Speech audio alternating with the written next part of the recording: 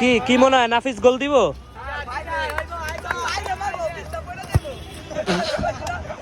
আসসালামু আলাইকুম। বৃষ্টি পড়তেছে, ট্রেনিংয়ে আসছি আমরা। আমাদের টিমের প্লেয়াররা দেখতেছেন এখন জগিং করতেছে, ওরা 10 মিনিট জগিং করবে।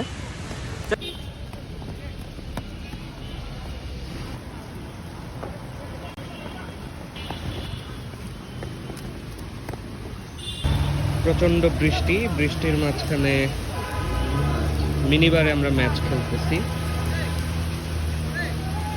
এটা অন্যরকম একটা আনন্দের বিষয় আর কি।